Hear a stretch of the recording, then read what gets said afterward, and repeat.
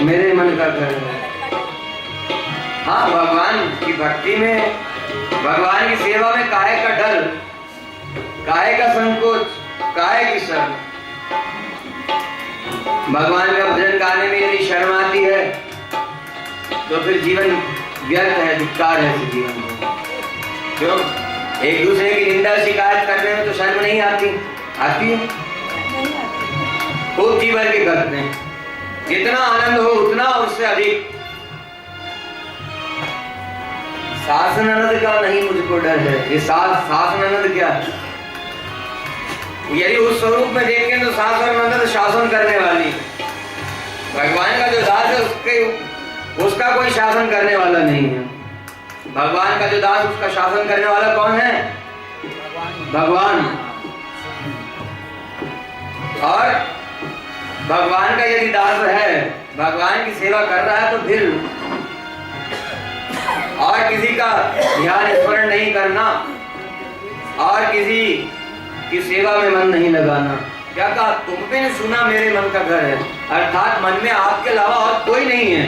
और ये माखन पाने का जो निवेदन कर रहे हैं कि घर में आकर के माखन पाइए, आप अपनी सेवा प्रदान कीजिए। ये सेवा ही तो है, अपनी सेवा प्रदान कीजिए। ये जीव को सदा मांगना है भगवान से। भगवान ने कृपा करके सेवा प्रदान कर दी है तो भी जो एकदम उच्च कोटि के महात्मा है, जो भक्ति की एकदम सबसे ऊंचे स्थान पर पराकाष्ठा पर हैं, क्या कहते हैं? हाँ, आपकी सेवा चाहिए, वो यहां मिले इस लोक में या आपके दिव्य धाम में मिले, आपकी सेवा चाहिए। तो ऐसे भाव वाले हैं तो सदा आपके वृंदावन का वास मिलता रहे, आपके दासों का दर्शन, आपका दर्शन सदा मिलता रही चाहिए। तो कृपा करके यही लीजिए, आप अपनी सेवा प्रदान कीजिए अपनी प्रसन्नता के लिए। क्यों? कृष्ण कन्हैया को माखन में बढ़कर के और कुछ प्रिय नहीं है और कुछ प्रिय। मथुरा में गए तो उद्धव जी से कहा कि यहाँ 56 भोग है पाने के लिए, लेकिन यशोदा मैया की माखन रोटी जो है, माखन मिश्री जो है, उसका स्वाद नहीं 56 भोग में। वहां जाकर के यशोदा मैया के माखन मिश्री को याद कर रहे हैं। तो जो ऐसा दास है यशोदा मैया की तरह, जिसका प्रेम है भगवान में, उसके ऊपर भगवान का भी ऐसा ही प्रेम रहता है। तो ऐसा ही दास बनना है, भगवान की सेवा ऐसे ही करनी है। फिर किसी से लाज शर्म की बात नहीं, भगवान की सेवा में ये सब विचार करने की जरूरत नहीं है। लोग कहेंगे, लोग भ्रमित करेंगे, मार्ग से भटकाएंगे, लोगों के कहने से शर्म आ जाएगी कि अरे क्या भगवान की सेवा में लगे रहते हो, कभी कुछ सामाजिक भी किया करो। हाँ, करना ही है, ये कहाँ मना है, लेकिन सामाजिक कार्य भी, समाज की भलाई का कार्य भी, किसी दीनहीन पुरुष की सेवा भी भगवान की सेवा मान करके भगवान की प्रसन्नता के लिए करना, इसमें कहाँ मनाही है। यदि भगवान की प्रसन्नता के लिए नहीं है, पुण्य भाव है, तो ऐसा नहीं करना। यहाँ तो सब कुछ भगवान की सेवा, सब कुछ भगवान की प्रसन्नता के लिए ऐसा करना। इसलिए क्या निवेदन कर रहे हैं, साधन का नहीं मुझको डर है, साधन का नहीं मुझको डर है। किसी बात का कोई विचार नहीं है, किसी बात की कोई शंका नहीं है मन में, कुछ नहीं सोच विचार करना। आप तो सब कुछ छोड़ करके, सब कुछ छोड़ करके आपके चरणों में आत्मसमर्पण कर दिया है। आप कृपा करके स्वीकार करें और सेवा लें अपने इस दास से। बस यही लीजिए, सास ननद का नहीं मुझको डर, तुम बिन सुना मेरे मन का घर है। आप कृपा करके दर्शन देते रहिए, सेवा देते रहिए, बस यही चाहिए। इसके बिना सब कुछ व्यर्थ है, सब कुछ सूना है। जीवन भी सूना है, मन भी सूना है, बुद्धि में आपके अलावा कुछ है नहीं। यदि आप नहीं है तो फिर कुछ नहीं इसमें, यही बात है।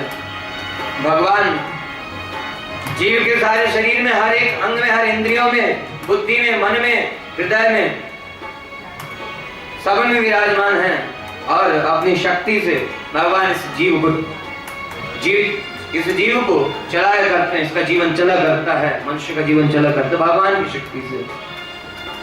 भगवान के बिना कुछ नहीं है, भगवान नहीं तो सब खत्म। सब कुछ भगवान की कृपा से ही चल रहा है। इसलिए तुम बिन सुना मेरे मन का घर, सास ननद का नहीं मुझको डर है, सास ननद का नहीं मुझको डर है, तुम बिन सुना मेरे मन का घर है, तुम बिन सुना मेरे मन का घर है। दासों को ज्यादा तरसाओ ना,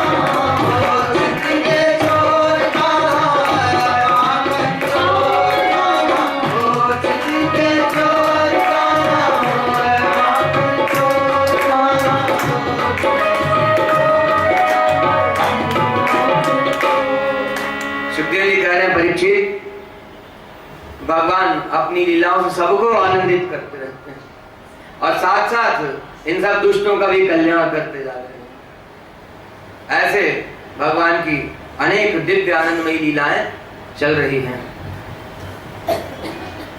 एक बार कृष्ण कन्हैया मैया की गोद में बैठे हुए थे, दूध पी रहे थे। भगवान की नजर पड़ गई चंद्रमा के ऊपर और हाथ उठा उठा करके तोतली भाषा में बोलने लग गए, लूंगा लूंगा, मुझको दो, मुझको दो। यशोदा मैया ने कहा क्या चाहिए? कहा ये नहीं मिलेगा। क्यों? कहा ये खिलौना चाहिए मेरे को। कहा खिलौना नहीं है, कहा चंद्रमा है तो बुला करके दो। कहा ये नहीं मिल सकता। कन्हैया मचलने लगे, जोर जोर से हाथ पैर डुला डुला करके रोने लग गए। दो, लूंगा ही नहीं, चाहिए ही। हट पकड़ लिया। यशोदा मैया ने कहा, अरे मेरे बाप, वो आकाश में कैसे मिलेगा? यशोदा मैया बहलाने लग गई। कहा कन्हैया वो नहीं मिलेगा। अच्छा एक कथा सुना रहे हैं। कहा मैया बहलाओ मत, हमको वो चाहिए। कहा नहीं नहीं रुको, उसी के बारे में बता रहे हैं। कहा वो खिलौना नहीं है, माखन है, लेकिन तुम्हारे खाने के लायक नहीं है। कहा अच्छा माखन है, तब तो जरूर चाहिए। क्यों? माखन से बढ़कर के तो कुछ प्रिय है ही नहीं। कहा ये चाहिए जो। कहा नहीं ना, तुम्हारे लिए नहीं है। क्यों? कहा वो देखो उसमें कुछ दिख रहा है काला काला। कहा हाँ भैया दिख तो रहा है। कहा वो मालूम है क्या है? क्या है? कहा एक कथा सुनाते हैं। कहा ठीक है भैया सुनाओ। कहा एक बार की बात है, दैत्यों ने और देवताओं ने मिलकर के सागर मंथन किया। हाँ भैया हाँ ठीक है। फिर कहा उसका दही बना, उसी में से मक्खन निकला। सागर मंथन कर रहे थे तो उसमें से हलाल विष भी निकला था। कहा मैया वो सागर का है? कहा दूध का सागर है। अच्छा दूध का सागर, इतना दूध कहां से आया? कितनी गाय ने दिया होगा मैया जो इतना सारा दूध इकट्ठा हो गया? कहा लाला गाय ने दूध नहीं दिया। कहा मैया बहलाओ मत, गाय ने दूध नहीं दिया तो फिर दूध आया कहां से? कहा जो गाय में दूध बना सकता है वो बिना गाय के भी दूध बना सकता है, वही दूध भरा हुआ।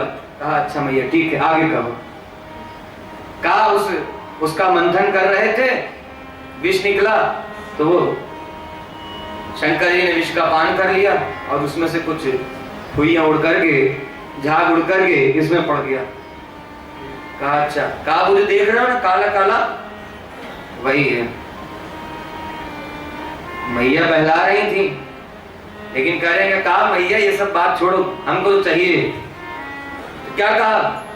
बड़े संकट में पड़ी है सुधा मैया। सब ग्वालियर ने मिलकर के विचार किया।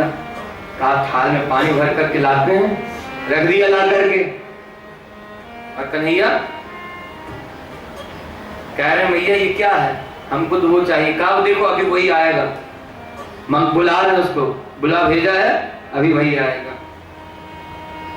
बहुत प्रकार के प्रयास कर लिए, खूब प्रयत्न कर लिए। कहा अच्छा कन्हैया ये ले लो। कहा नहीं नहीं चाहिए, वही चाहिए हमको।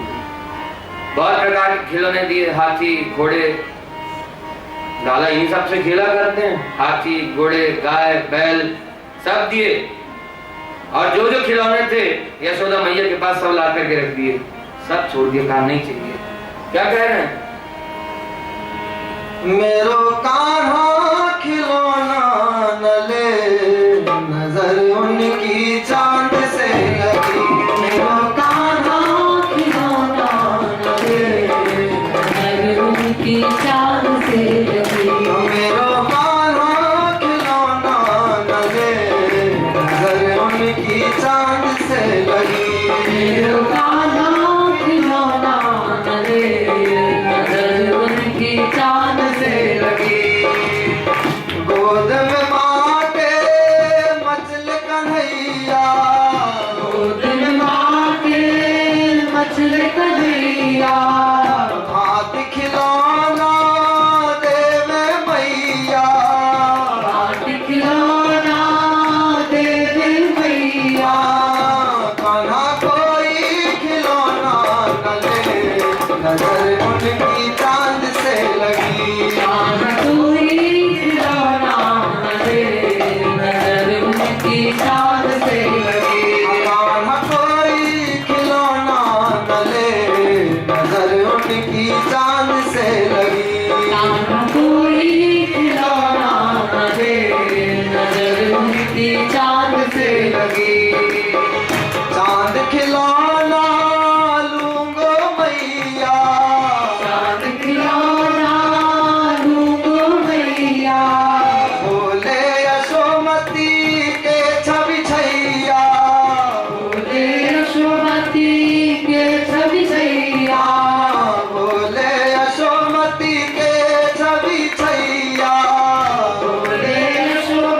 के बिछैया मातु पानी में प्रतिबिंब दे नजर उनकी चांद से लगी मातु पानी में प्रतिबिंब दे नजर उनकी चांद से लगी मेरो कान्हा खिलौना न ले नजर उनकी चांद से लगी मेरो कान्हा खिलौना न ले नजर उनके चांद से लगी चांद को पकड़े हाथ न आवे चांद को पकड़े हाथ न आवे चांद को पकड़े हाथ न आवे चांद को पकड़े हाथ न आवे रो रो माँ को सैन बुझावे रो माँ को शैन बुझावे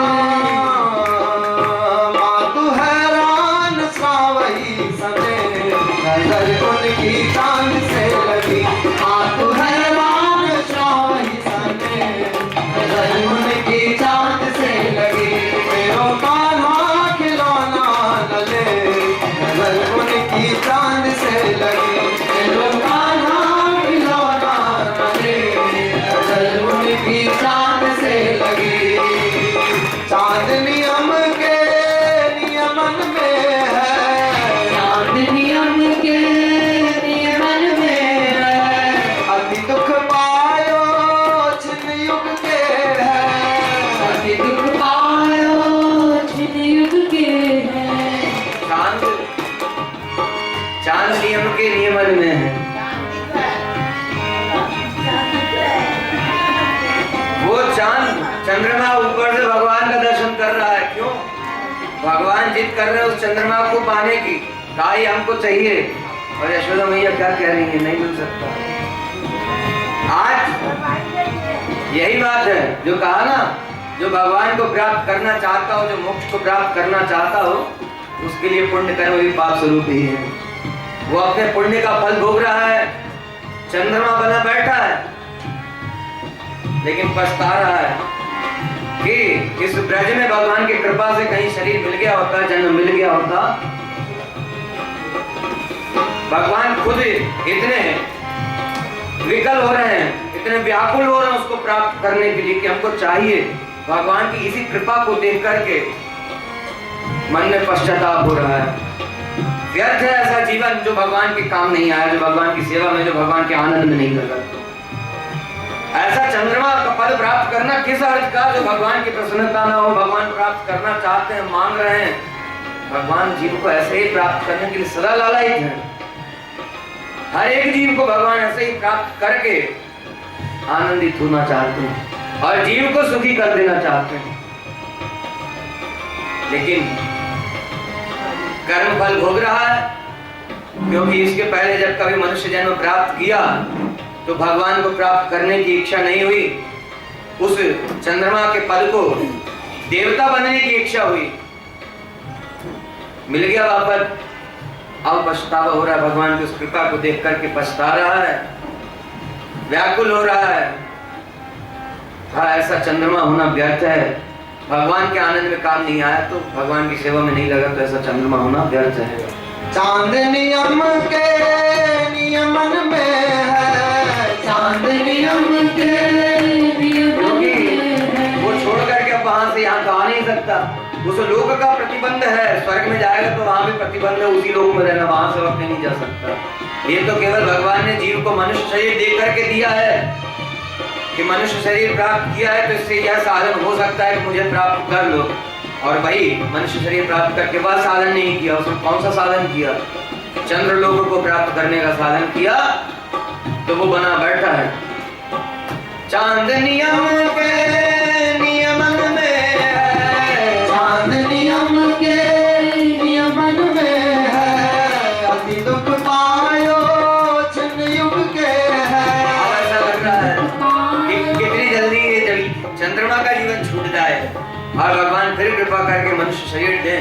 अब तो एक एक क्षण क्षण युग युग जैसा बीत रहा है। भगवान की ऐसी कृपा, भगवान की ऐसी सुलभता भगवान का ऐसा वात्सल्य देख करके, भगवान का ऐसा प्रेम देख करके क्षण क्षण युग युग के समान लग रहा है।